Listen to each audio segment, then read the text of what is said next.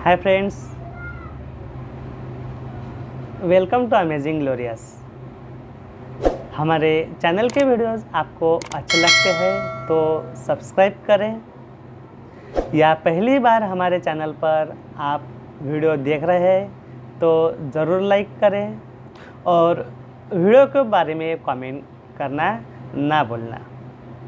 तो आज इस वीडियो में हम इटली यूनिफाइड यानी कि एकीकृत इटली, जिसे हम यूनिफिकेशन ऑफ इटली, इटली का एकीकरण ऐसा भी कह सकते हैं। तो इस टॉपिक की इंफॉर्मेशन हम इस वीडियो में देखने वाले हैं। इससे पहले के वीडियो में हमने यूनिफिकेशन ऑफ जर्मनी इस टॉपिक पर लाइव सेशन लिया था। वीडियो के डिस्क्रिप्शन में आपको उसकी लिंक दी गई है, उसको ज़रूर देखें। और वीडियो के डिस्क्रिप्शन में हमने व्हाट्सएप ग्रुप की एक लिंक दी है। हमारे लाइव लेक्चर देखने के लिए आप उस ग्रुप में भी ज्वाइन हो सकते हैं। चलो देखते हैं। लाइक जर्मनी यानी कि जर्मनी के तरह भी Italy too had a long history of political fragmentation, ऐसा वर्ड आया है। फ्रैगमेंटेशन मीन्स जिसे हम विखंडन कह सकते हैं। विखंडन यानी क्या, आगे हम देखने वाले हैं कि इटली का जो सबसे बड़ा स्टेट्स था वो हैब्सबर्ग साम्राज्य में इन्वॉल्व था, यानी कि हैब्सबर्ग साम्राज्य के अंडर में था। और इटली का जो साम्राज्य है वो 7th रीजन में बांटा हुआ था, और इसलिए यहाँ पर फ्रैगमेंटेशन कहा है, यानी कि विखंडन कहा है। अगर इतना बड़ा 7 रीजन्स में या 7 क्षेत्रों में अगर एक प्रदेश को बांटा दिया जाता है तो क्रांतिकारियों को ऐसा लगता है कि इन राज्यों को एक होना चाहिए। मराठी में एक कंसेप्ट या संकल्पना है, हे विश्वची माझे घर, हे संपूर्ण जग माझं घर आहे। आणि विश्वबंधुतेची भावना आपल्याला दिसून येते। उसी तरह से क्या हुआ है कि जर्मनी जिस तरह से 7 स्टेट्स में डिवाइडेड हुआ है तो उसको यूनिफाइड करना है, और इसीलिए यूनिफिकेशन करने के लिए जर्मनी में जोसेफ मैजिनी, माउंट काहूर और जोसेफ गैरिबॉल्डी, इन्होंने बहुत ही अच्छा रोल प्ले किया है। जिस तरह से फ्रेंच रिवॉल्यूशन होने के लिए मॉन्टेस्क्यू, वोल्टेयर और रूसो, इन्होंने ये त्रिमूर्ति कहा जाता है। जिस तरह से हिंदू रिलीजन में ब्रह्मा, विष्णु, महेश कहा जाता है, जिस तरह से ग्रीक फिलोसॉफी में सोक्रेटिस, प्लेटो, एरिस्टोटल इस त्रिमूर्ति कहा जाता है, उसी तरह से इटली का यूनिफिकेशन करने के लिए इन तीनों ने बहुत ही अच्छा रोल अपना योगदान दिया है। और किस तरह से उन्होंने योगदान दिया है ये तो हम देखने ही वाले हैं, लेकिन उसके पार्श्वभूमि क्या है ये सबसे पहले हम इंट्रोड्यूस करने वाले हैं। देखो, फ्रैगमेंटेशन यानी कि विखंडन, इटली के विखंडन का बहुत ही लंबा इतिहास हमें दिखाई देता है। वो कैसा, देखो, Italians were scattered over the several dynastic states dynastic states, जिसे हम वंशानुगत राज्य कह सकते हैं। यानी कि इटली अनेक वंशानुगत मतलब बहुत लंबे समय से तथा यहाँ पर मल्टीनेशनल कहा है, यानी कि बहुराष्ट्रीय कहा है। और मल्टीनेशनल स्टेट्स एम्पायर कौन सा था? हैब्सबर्ग। यानी कि इटली अनेक वंशानुगत राज्यों तथा बहुराष्ट्रीय हैब्सबर्ग राज्य में बिखरा हुआ था। हैब्सबर्ग एम्पायर मतलब जो बहुराष्ट्रीय साम्राज्य है हैब्सबर्ग, इस राज्य में इटली बिखरा हुआ था। कैसे बिखरा हुआ था ये भी हमें नेक्स्ट लाइन में बताया है। कौन से? देखो, during the middle of the 19th century, यानी कि 19वीं सदी के मध्य में या 19वीं सदी के दौरान क्या हुआ था?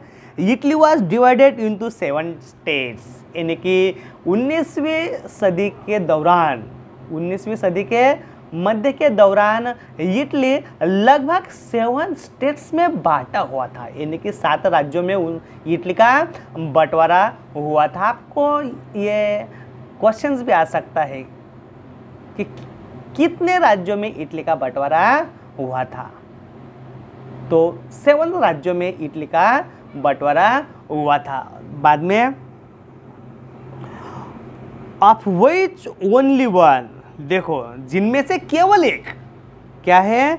Sardinia Piedmont was rule by an Italian princely house. देखो मतलब इटली हैब्सबर्ग साम्राज्य के 7 स्टेट्स में जब बांटा हुआ था, उनमें से केवल पिडमॉन्ट और सार्डिनिया, ये जो राज्य है ये एक ही जो राज्य था जिसमें इटालियन प्रिंसली हाउस यानी कि इटालियन वंशों का राज्य या राजघराने का शासन हमें दिखाई देता है। मतलब देखो, इटालियन राज्यों का जो 7 राज्यों में बंटवारा हुआ था, उनमें से पिडमॉन्ट सार्डिनिया एक राज्य था जो उस पर ही इटली के राजवंश के घराने का राज्य या शासन हमें दिखाई देता है। द नॉर्थ वाज अंडर, और किस तरह से इटली का बंटवारा हुआ था, तो फिर नॉर्थ साइड, साउथ साइड और सेंट्रल साइड इटली के किस तरह से इटली पर किस प्रशासन का राज्य था, ये भी हमें यहाँ बताया है। किस तरह से? देखो, the north was under Austrian Habsburg, यानी कि इटली के उत्तरी इलाकों में, नॉर्थ वाज मतलब उत्तरी क्षेत्र, रीजन्स भी कह सकते हैं। मतलब इटली के उत्तरी भाग में जो ऑस्ट्रियन हैब्सबर्ग का राज्य था, उसके अंडर में नॉर्थ इटालियन स्टेट्स था। उसके बाद the centre was ruled by the pope, और इटली के सेंटर में किनका शासन था? तो पोप, जिसे हम धर्मगुरु भी कह सकते हैं। धर्मगुरु का राज्य इटली के मध्य भाग में था। उत्तरी इलाकों में ऑस्ट्रियन हैब्सबर्ग का साम्राज्य था। तो नॉर्थ साउथ में किसका था, ये भी यहाँ हमें बताया है। And the southern region where under the domination of the Bourbon king of Spain. Domination जिसे हम प्रभुत्व कह सकते हैं, मतलब बुर्बा राजवंश का प्रभुत्व। ये बुर्बा राजवंश किन देश का था? तो स्पेन का था। मतलब बुर्बा राजवंश का जो प्रभाव है वो हमें साउथर्न इटली में दिखाई देता है। इस तरह से दक्षिणी इटली पर बुर्बा राजवंश स्पेन की सत्ता हमें दिखाई देते हैं। मतलब नॉर्थ में ऑस्ट्रियन हैब्सबर्ग, सेंटर इटली में धर्मगुरु का यानी कि पोप का, और दक्षिणी इटली में हमें स्पेन के पूर्व राजवंश की सत्ता दिखाई। इटली का किस तरह से बंटवारा हुआ है यह हमें दिखाई देता है। रूलर्स अलग अलग आते हैं, प्रशासन जब अलग अलग रहता है तो अब वो रीजन भी अलग अलग कहा जाता है। Even the Italian language had not acquired one common form. मतलब देखो, इससे पहले भी हमने देखा है कि इटली का जो डिवाइडेशन इतने बड़े स्टेट्स में हुआ है, और इनमें से सबसे बड़ा साम्राज्य कौन सा था? तो हैब्सबर्ग साम्राज्य था, हैब्सबर्ग एम्पायर था। हैब्सबर्ग एम्पायर में छोटे छोटे राज्य थे जिनकी लैंग्वेजेस, हर एक रीजन की लैंग्वेजेस अलग थी, हर एक रीजन का संस्कृति जिसे हम कल्चर कह सकते हैं वो भी अलग थी। और लैंग्वेजेस कल्चर अलग होने की वजह से एक ही राज्य में रहने वाले लोग वो अपने आप को एक दूसरे से अलग समझते थे, और इसीलिए उनमें एक की भावना हमें दिखाई नहीं देती है।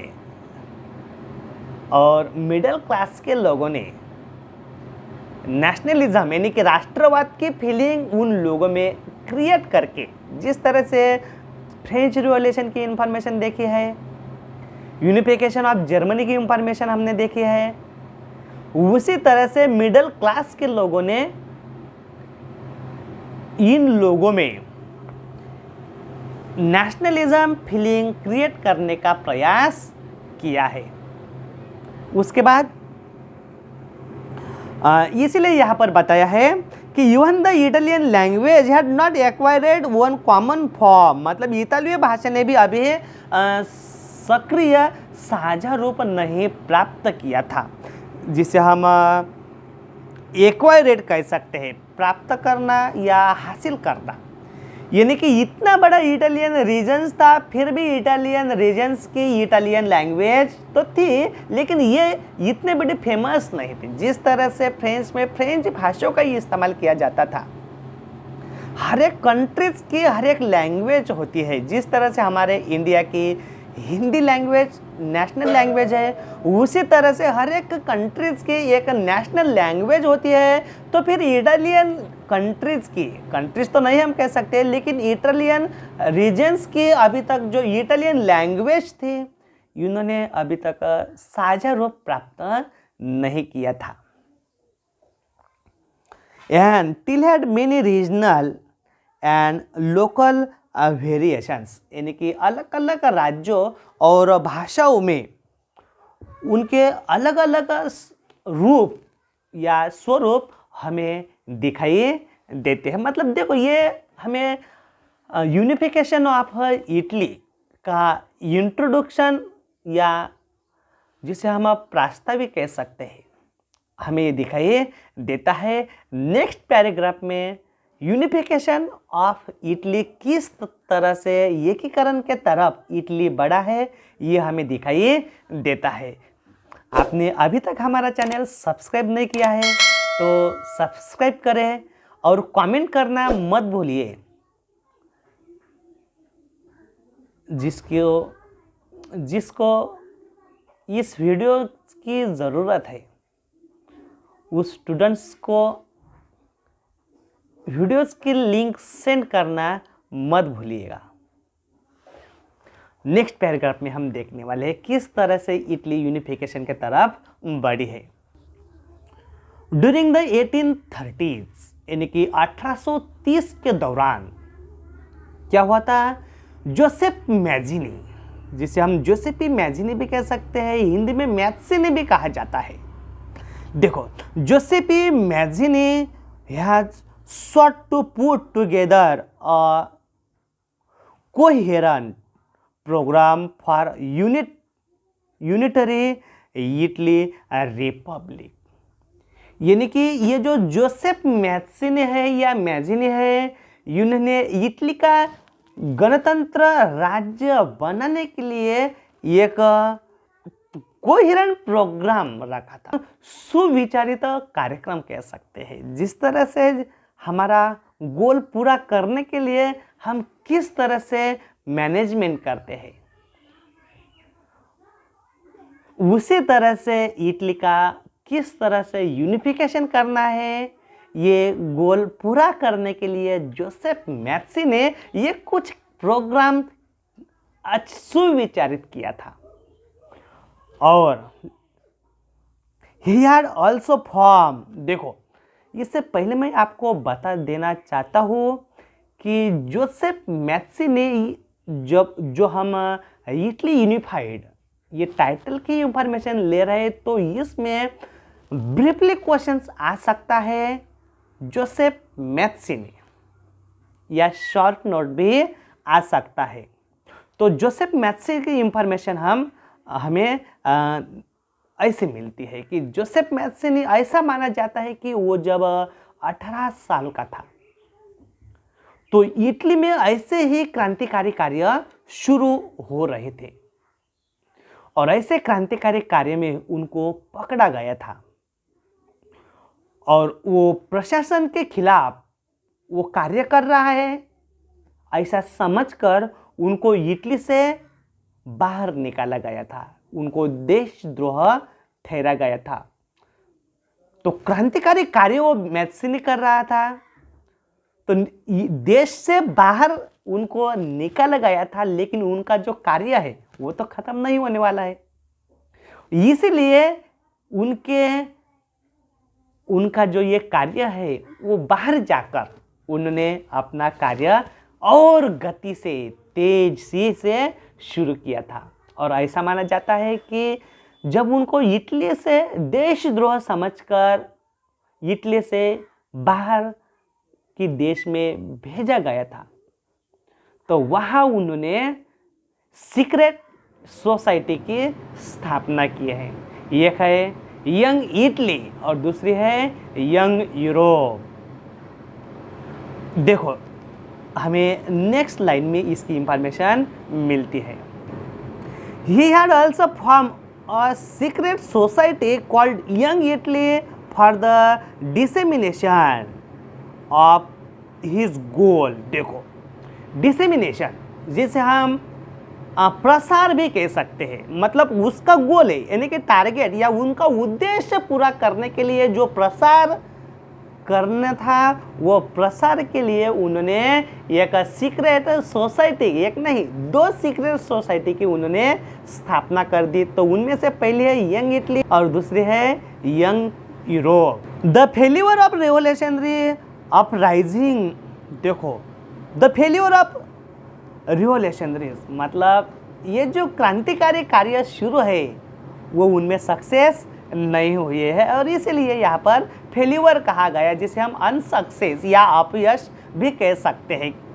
देखो the failure of revolutionary uprising both, और एक नहीं है तो 2 बार वो फेल्यूर हुए, अनसक्सेस हुए हैं। ये पहली बार 1831 एंड दूसरी बार 1848, mean that the mantle now fell on Sardinia Piedmont under its ruler King Victor Emmanuel II to unify the Italian states throughout war। देखो जब 1830 और 1848 में रिवॉल्यूशन हुई है तो वो फेल्यूर हुई है, अनसक्सेस हुई है। तो यूनिफिकेशन करने के लिए ये रिस्पॉन्सिबिलिटीज किसके ऊपर आई है? ये आई है सार्डिनिया पिडमॉन्ट का जो राजा है। देखो यहाँ पर बताया है that the mental now fell on. देखो मतलब मेंटल यहाँ पर जिसे हम ज्वाइन कह सकते हैं या जोड़ना कह सकते हैं, और इटली को जोड़ने की ये जो रिस्पॉन्सिबिलिटीज है वो किस पर आई है? यहाँ पर बताया है Sardinia Piedmont under the rulers, मतलब सार्डिनिया पिडमॉन्ट के अंडर में ये आया है और जिसका राजा है Emmanuel II। To unify the Italian states through war, युद्ध के जरिए इटली के राज्यों को जोड़ने का प्रयास पिडमन सार्डिनिया का जो राजा विक्टर इमैनुअल सेकंड है, इसने बहुत ही अच्छे तरह से रिस्पॉन्सिबिलिटीज ली है। In the eyes of the ruling elites of this regions, और देखो एलिट्स जिसे हम अभिजात वर्ग कह सकते हैं, कंजर्वेटिज्म यानी कि रूढ़िवाद जिसे हम अभिजात वर्ग भी कह सकते हैं। और देखो इटली के राज्यों में जो रूढ़िवाद वर्गों का प्रशासन था, इससे पहले भी हमने देखा है कि रूढ़िवादियों ने नेशनलिज्म फीलिंग का अच्छी तरह से रूढ़िवाद बढ़ाने के लिए इस्तेमाल किया है।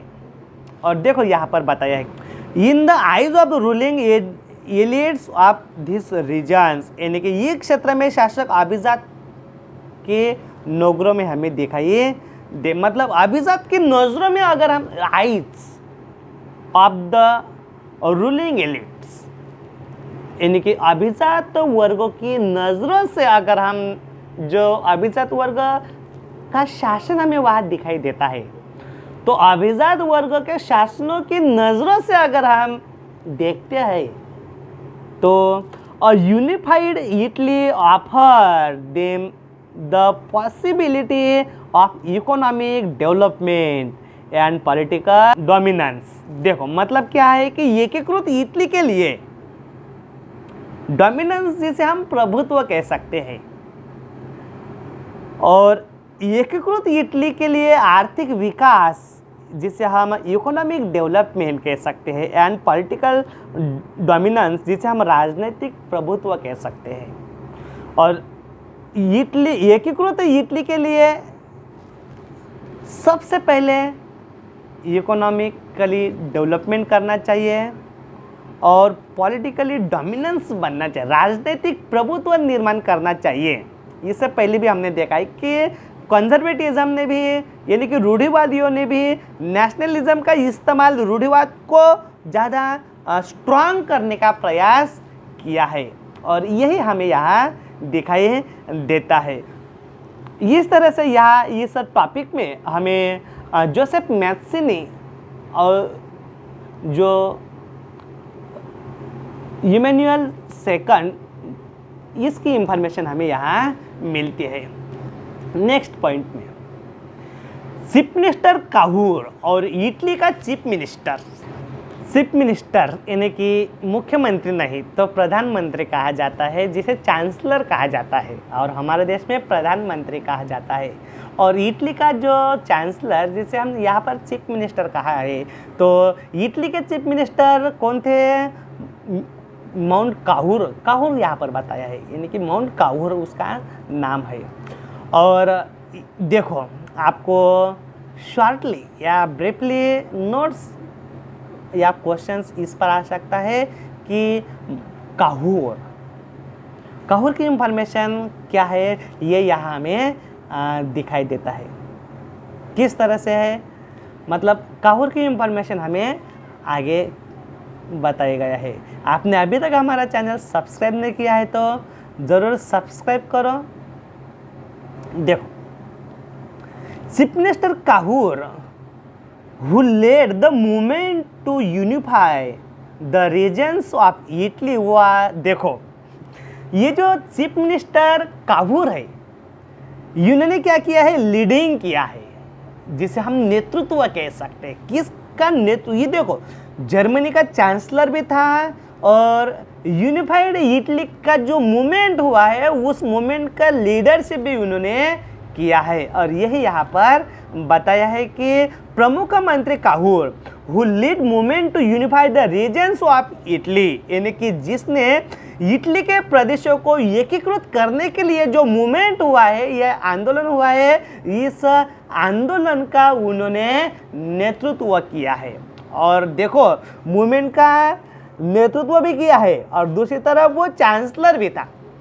मतलब इतना बड़ा यूनिफिकेशन करने के लिए जो जिम्मेदारी या रिस्पॉन्सिबिलिटीज है, जिसे हम पावर चाहिए, तो ये पावर काहूर के पास थी। मतलब पॉलिटिकल पावर का इस्तेमाल अगर यूनिफाई के लिए वो करता है तो शायद उसकी जीत हो ही सकती है, क्योंकि उनके पास पावर है। देखो यहाँ हमें दिखाई देता है, Cavour who lead the movement to unify the regions of Italy, यानी कि एकीकृत इटली का जो आंदोलन हुआ है उसका नेतृत्व काहूर ने किया है। फिर भी नेतृत्व किया है, लेकिन उसके बारे में जो दिलचस्प बात है वो हमें नेक्स्ट लाइन में किस तरह से है ये बताया गया है। देखो क्या बताया है, वाज नेदर रिवॉल्यूशनरीज, उन्होंने इटली एकीकृत इटली के आंदोलन का नेतृत्व किया, लेकिन वाज नेदर अ रिवॉल्यूशनरीज, यानी को ये क्रांतिकारी नहीं था। फिर भी इटली के एकीकरण का नेतृत्व उन्होंने किया। जिस तरह से जोसेफ मैथ्यूनी एक रिवॉल्यूशनरीज था, क्रांतिकारी था, और क्रांतिकारी है ऐसा लोगों में मालूम होता है या राजाओं को मालूम होता है, तो उनको देशद्रोह समझकर उस कंट्री से बाहर निकाला दिया जाता है। ये शायद माउंट काहूर ने सोचा होगा, इसीलिए वो हम क्रांतिकारी है ये वो बताना नहीं चाहता था। लेकिन उनकी जो एक्टिविटी थी, वो एक्टिविटी से उनका कार्य रिवॉल्यूशनरीज के तरफ हमें दिखाई देता है, और इसीलिए यहाँ पर बताया है कि वो एक क्रांतिकारी नहीं था। और नेक्स्ट बताया है नॉट अ डेमोक्रेट, यानी कि जनतंत्र पर विश्वास रखने वाला भी नहीं था। देखो क्रांतिकारी भी नहीं था, कौन? काहूर। काहूर की हम बात कर रहे हैं। काहूर ये क्रांतिकारी भी नहीं था और जनतंत्र पर विश्वास भी नहीं रखने वाला है। फिर भी इटली के एकीकरण करने में उन्होंने बहुत ही अच्छा रोल प्ले किया है। देखो, like many other wealthy and educated member of the Italian elite, देखो like many other wealthy and educated members of Italian elite, Italian elite की इटालियन अभिजात वर्ग की तरह, और इटालियन अभिजात वर्ग जो एजुकेटेड था, वेल्दी यानी कि संपन्न था, धनवान था, जिसके पास संपत्ति है उसको हम धनवान कह सकते हैं। और ये जो एलिट क्लास था, अभिजात वर्ग था, ये धनवान भी था और एजुकेटेड भी था।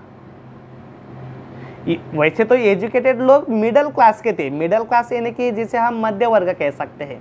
मतलब अभिजात क्लास और मिडिल क्लास इससे कई बेहतर काहूर की इंफॉर्मेशन यहाँ बताई है। काहूर की अगर शॉर्ट नोट आती है तो उसके पहले पहला पॉइंट है, उन्होंने लीड किया है मूवमेंट का, यूनिफाइड इटली का। दूसरा पॉइंट है, न तो क्रांतिकारी था ना ही जनतंत्र पर विश्वास रखने वाला। तीसरा पॉइंट यह हमें बताया गया है, कौन सा? कि जर्मन जो एजुकेटेड लोग थे, अभिजात वर्ग है, इनके कई बेहतर, इटालियन भाषा तो बोलता ही था लेकिन इनसे कई बेहतर फ्रेंच भाषा भी अच्छी तरह से जानता था और बोलता भी था। यहाँ पर बताइए क्या बताया है, he spoke French much better than, देखो he spoke French much better than he did Italian, मतलब वह इटालियन भाषा से कई बेहतर वो फ्रेंच भाषा बोलता था या जानता था। थर्ड, द ट्रैकफुल डिप्लोमेटिक, देखो यहाँ पर डिप्लोमेटिक एक वर्ड आया, डिप्लोमेटिक यानी कि कूटनीति। डिप्लोमेटिक यानी क्या? कूटनीति।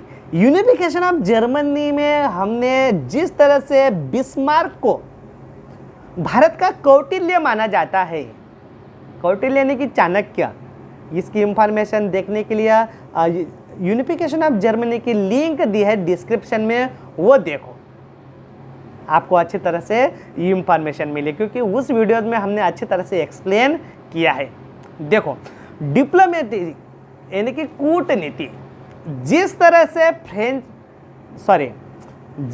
से भारत में कौटिल्य, जर्मनी में बिस्मार्क और इटली में काहूर, ये डिप्लोमेटिक के लिए बहुत ही फेमस थे। और देखो यहाँ पर बताया है कि थर्ड ट्रैकफुल यानी कि चतुर भी कह सकते हैं, बहुत ही होशियार, बहुत ही चालाक जिसे हम कह सकते हैं। जिस तरह से बिस्मार्क ने फ्रेंच को एक कंट्रीज रहने के लिए, उसको कोई फ्रेंड मिलना नहीं चाहिए, इसका अच्छी तरह से उन्होंने ट्रैकफुल ट्रेजेडी का इस्तेमाल किया है। उसी तरह से इटली में काहूर ने क्या किया है, through a tactful diplomatic alliance with France, engineer by Cavour, engineer जिसे हम योगदान कह सकते हैं, यानी कि फ्रांस से सार्डिनिया और पिडमॉन्ट की एक चतुर कूटनीति जो ट्रीटी हुई थी, जिसे हम संधि कह सकते हैं, उसके पीछे कौन था, तो ये काहूर था। ये तीसरा पॉइंट हमें यहाँ दिखाई देता है काहूर के बारे में।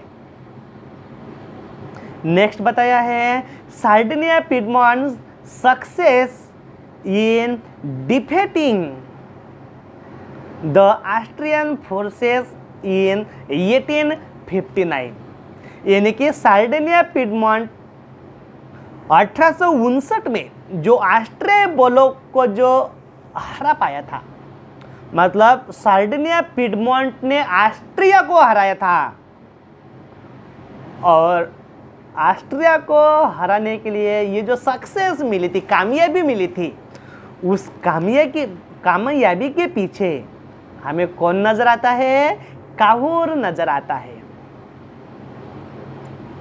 Apart from regular troops, a large number of armed voluntaries under the leadership of Giuseppe Garibaldi joined the fray। यहाँ पर फ्राई यानी कि दंगा या युद्ध या विद्रोह भी कह सकते हैं। और देखो यहाँ तक हमें चीफ मिनिस्टर काहूर की इंफॉर्मेशन मिलती है, जो इस टॉपिक पर सेकंड क्वेश्चन था। और तीसरा क्वेश्चन है गैरिबाल्डी, जोसेपी मैज़ी पहले देखा है, लेकिन अभी जोसेपी गैरिबाल्डी है। और गैरिबाल्डी के बारे में इतनी बड़ी इंफॉर्मेशन यहाँ नहीं दिया है, लेकिन जो स्वयंसेवी सेवकों का इस्तेमाल करके, जो रेगुलर सैनिक नहीं थे, उसका इस्तेमाल करके गैरिबाल्डी ने उनका अच्छी तरह से इस्तेमाल किया है, और इटली का एकीकरण करने के लिए अच्छी तरह से योगदान किस तरह से दिया है, ये भी हमें नेक्स्ट लाइन में पता चलता है। देखो, अपार्ट फ्रॉम रेगुलर ट्रूप्स यानी कि नियमित सैनिकों के अलावा, a large number of arm volunteers under the leadership of Giuseppe Garibaldi join the farm, यानी कि जोसेपी गैरिबाल्डी के नेतृत्व में लार्ज नंबर यानी कि बड़े संख्या में सशस्त्र स्वयं सेवकों ने, जिसे हम कह सकते हैं आर्म वॉलंटियर्स कह सकते हैं, और स्वयं सेवकों ने इस युद्ध में हिस्सा लिया है। इसके बाद इन 16 यानी कि 1860 में क्या हुआ है, the March into south Italy and the kingdom of the two Sicilies and success in winning the support of the local peasant in order to drive out of the Spanish rulers। देखो, मतलब Garibaldi ने स्वयं सेवकों का इस्तेमाल युद्ध के लिए किया है, मतलब स्वयं सेवकों को युद्ध के लिए तैयार किया है, ये पहला पॉइंट है। और दूसरा पॉइंट यहाँ पर बताया है कि to Sicily's success in winning the support of, किसके सपोर्ट की वजह से? लोकल पीसन की वजह से, यानी कि लोकल स्थानीय किसान भी हम कह सकते हैं। इनका समर्थन पाने के लिए उन्होंने अच्छी तरह से वो सक्सेस हुआ था। और स्पेनिश शासनों को हटाने के लिए, मतलब देखो स्पेन के शासनों को हटाने के लिए, स्पेन के शासनों का शासन इटली पर कहा था साउथ साइड में। इससे पहले के शुरुआत में हमने देखा था सेंट्रल में पोप का और ऑस्ट्रियन हैब्सबर्ग का नॉर्थ साइड में। और ये जो बुर्बा राजवंश स्पेन का जो राज्य था साउथ इटली में था। इस यहाँ पर स्पेन राजाओं का शासन हटाने के लिए उन्होंने स्थानिक लोगों का ही अच्छे तरह से इस्तेमाल किया। लोगों ने भी गैरिबाल्डी को बहुत ही अच्छा सपोर्ट किया है। लेकिन क्यों सपोर्ट किया है और कैसे सपोर्ट किया है? उन्हीं के सपोर्ट की वजह से गैरिबाल्डी को सक्सेस मिली थी। लेकिन उन्होंने किस तरह से क्यों सपोर्ट किया है, ये तो बहुत ही इंटरेस्टिंगली लास्ट पैराग्राफ में या लास्ट 2 लाइन्स में हमें ये बताया है। देखो क्या बताया है। In 1861 Victor Emmanuel second was proclaim king of united Italy.